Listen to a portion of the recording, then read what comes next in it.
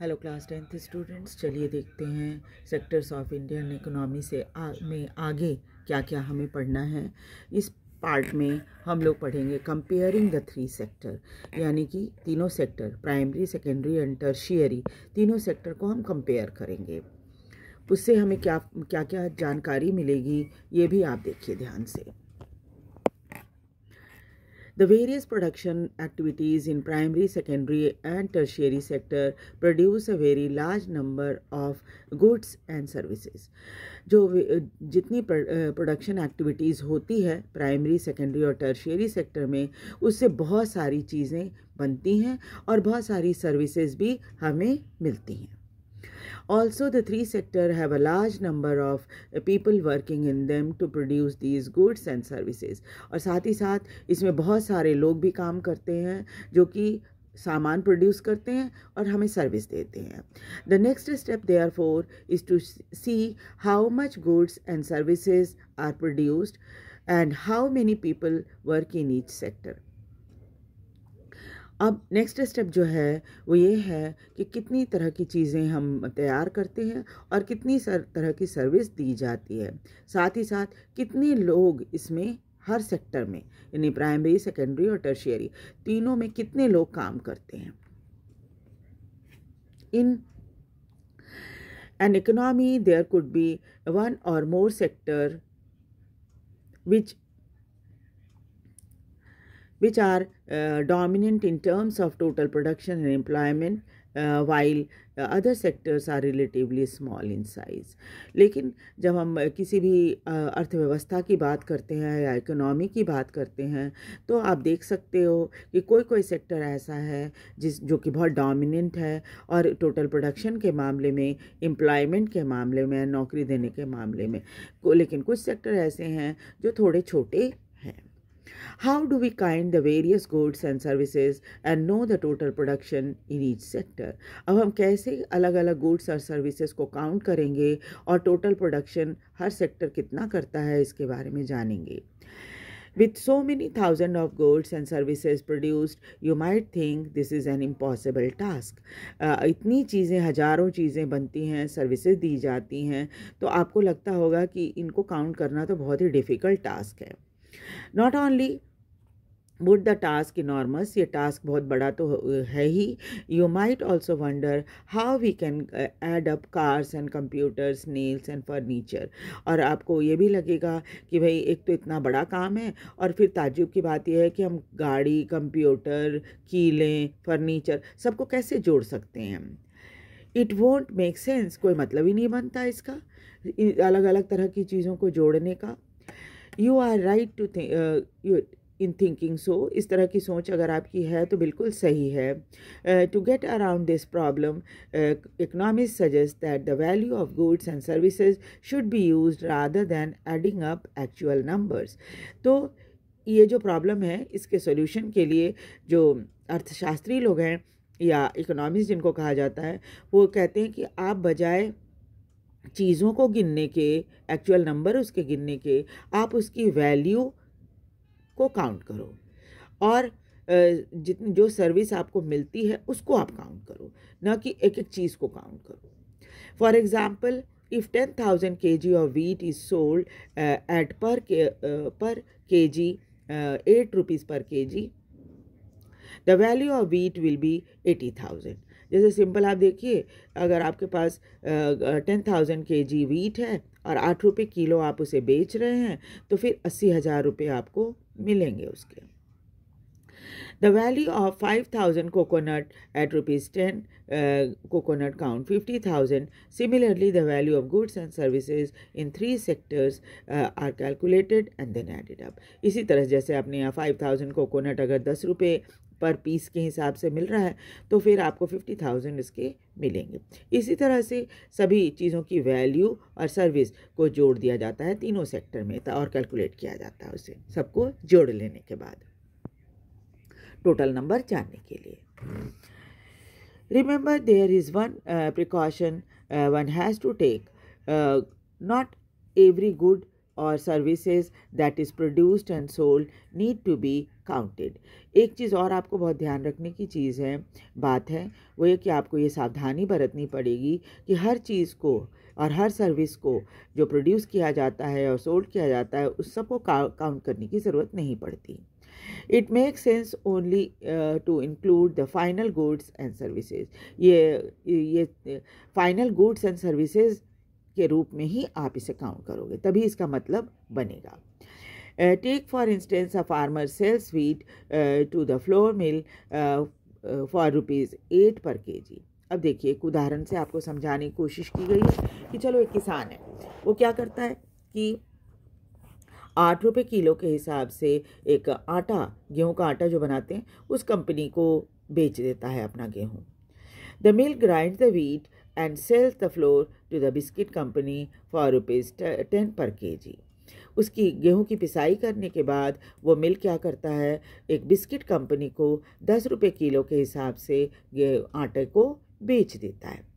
The biscuit company uses the flour and things such as sugar and oil and make 4 packet of biscuit. अब क्या करता है biscuit company जो है, आटे में कई चीज़ें मिलाता है बिस्किट बनाने के लिए. जैसे आपको पता है कि उसमें तेल और चीनी ये सब मिलाई जाती है, और फिर क्या करता है 1 किलो गेहूं के आटे से वो 4 पैकेट बिस्किट का बना लेता है. It sells biscuit in the market to the consumer for 15 per packet. और उसे क्या करता है, वो बेचता है मार्केट में, 60 का वो पैक बनाता है. लेकिन आप अगर एक एक करके आप खरीदना चाहते हो पैकेट, तो एक पैकेट 15 रुपये का बनता है. Biscuit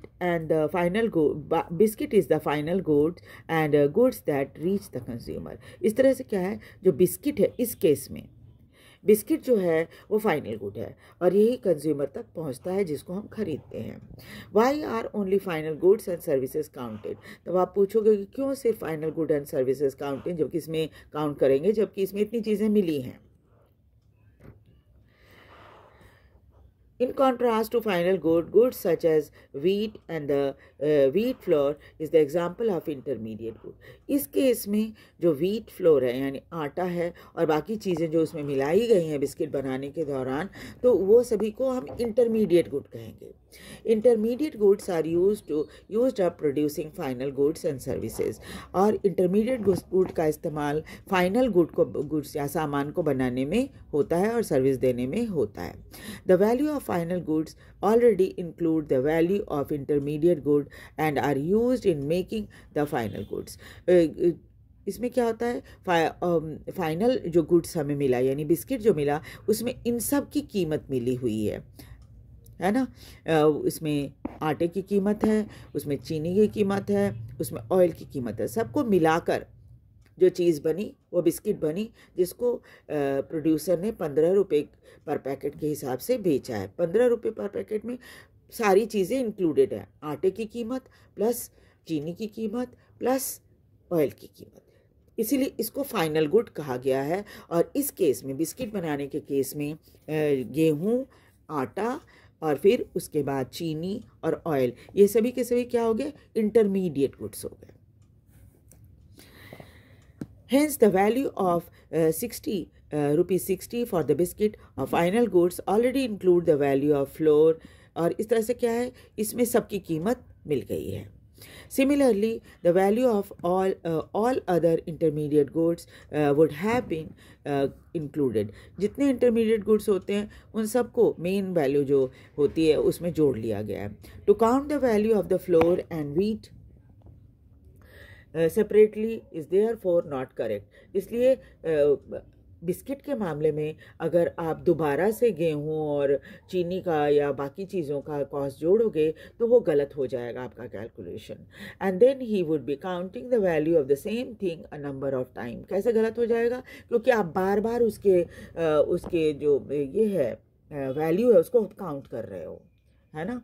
first as wheat then as a flour. पहले आप गेहूँ का कीमत बता रहे हो, फिर आटे के रूप में कीमत बता रहे हो, फिर बिस्किट के रूप में बता रहे हो, तो गलत हो जाएगा ना. इसलिए क्या है कि सीधे सीधे आप बिस्किट जोड़ोगे, बिस्किट में जो आटा है वो और गेहूं है वो सब इसी के अंदर आ जाता है.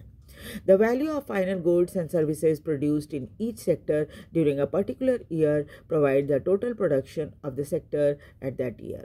और जब फाइनल गुड्स एंड सर्विसेज जो प्रोड्यूस की जाती हैं हर सेक्टर में एक साल के अंदर, उसको हम total production of the sector for that year कहते हैं. And the sum of the total production in the three sector give what is called gross domestic product. और तीनों सेक्टर में यानी प्राइमरी, सेकेंडरी और टर्शियरी, तीनों सेक्टर में जब हम सारे सामान की कीमत को जोड़ देते हैं तो इसे जीडीपी कहा जाता है.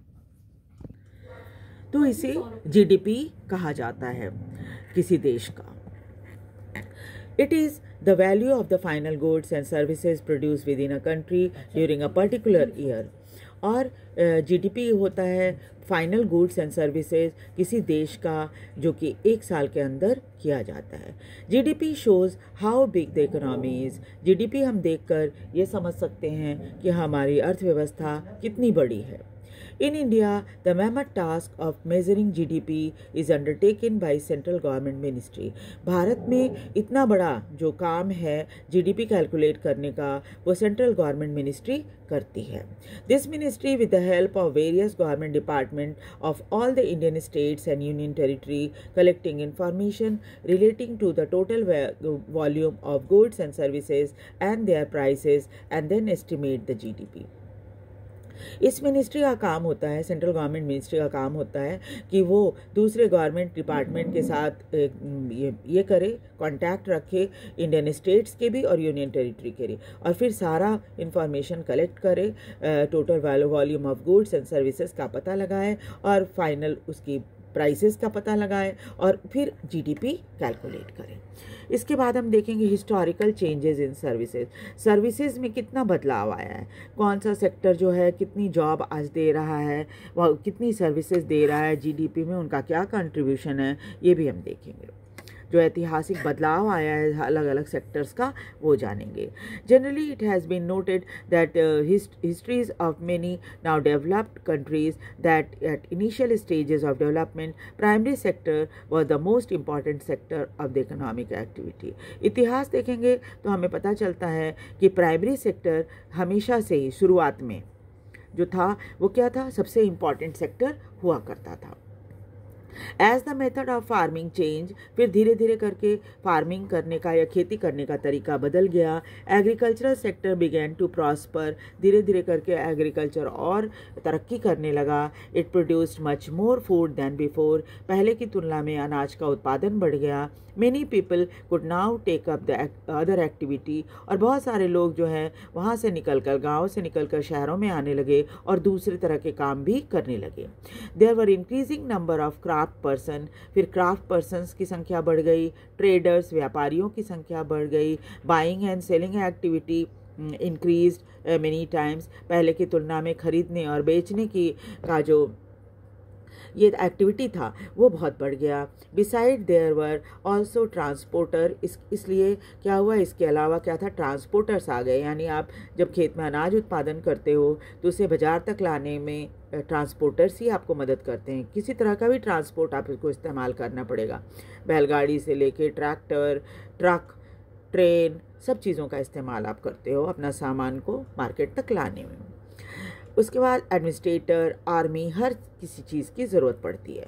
However at this stage most of the goods produced were natural product from the primary sector and most people were also employed in the sector.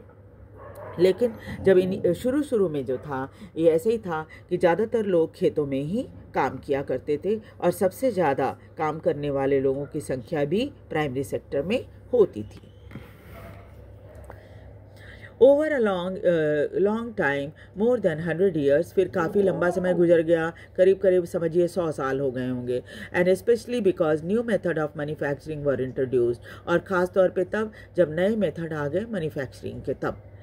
Factory came up, बहुत सारी फैक्ट्री आ गई, स्टार्टेड एक्सपैंडिंग, फिर factory की संख्या बढ़ने लग गई। Those people who had earlier worked on the farm now began to work in factories in large number. जो लोग कभी खेतों में काम किया करते थे अब शहरों में आ गए और आकर फैक्ट्री में काम करना शुरू कर दिया। बड़ी संख्या में लोग इस तरह से करने लगे, गांव छोड़कर शहरों में आ गए और वहाँ पर फैक्ट्री वगैरह में काम करने लगे। They force to do so as you read in the history chapter. ये ऐसा करने के लिए वो मजबूर हो गए थे। क्यों? People began to use many more goods that were produced in factory at cheap rate. लोगों ने क्या किया था, बहुत सामान ऐसे भी इस्तेमाल करने शुरू किए थे जो फैक्ट्री में बनते थे और वो सस्ते होते थे। Secondary sector gradually become most important in total production of employment. इस तरह से क्या हुआ, जब फैक्ट्री बहुत बढ़ी तो एम्प्लॉयमेंट बढ़ गई। इस तरह से सेकेंडरी सेक्टर धीरे धीरे करके इम्पॉर्टेंट होने लग गया, टोटल प्रोडक्शन के मामले में भी और एम्प्लॉयमेंट के मामले में भी। Hence over a time shift had taken place. फिर क्या हुआ, और बदलाव आया। This means the importance of the sector had change. इस तरह से क्या है, हम देखते हैं कि कुछ समय बाद सेक्टर्स की इम्पॉर्टेंस चेंज हो जाती है। यानी कौन सा सेक्टर पहले, जो सेक्टर पहले इम्पॉर्टेंट था अब वो सेक्टर उतना इम्पॉर्टेंट नहीं रहा। इन द पास्ट 100 ईयर, फिर और 100 साल अब देखिए उसके बाद क्या हुआ। There has been a further shift from secondary to tertiary sector in developed country. जो विकसित देश हैं वहाँ पर सेकेंडरी की तुलना में अब टर्शियरी सेक्टर ज़्यादा इम्पॉर्टेंट हो गई है। Service sector has become most important in terms of total production. Service sector total production में अब ज़्यादा इम्पॉर्टेंट है। Most of the working people are also employed in service sector. ज़्यादातर वर्किंग लोग जो है सर्विस सेक्टर में ही काम करते हैं। This is general pattern observe in developed country. यही पैटर्न डेवलप्ड कंट्री में भी देखा गया है। What is the total production and employment in 3 sector in India? Bharat के तीनों सेक्टर में जो एम्प्लॉयमेंट है और प्रोडक्शन है वो कितना है? Over the years there has been changes similar to the pattern observed for the developed country. जैसा डेवलप्ड कंट्री में देखा गया कि हर 100 साल में बदलाव आ गया है, उसी तरह से हमारे अपने देश में भी ये चीज़ें देखी गई हैं। जो डेवलप्ड कंट्री हैं उसी की तरह से यहाँ भी पैटर्न चल रहा है। We shall see in the next section.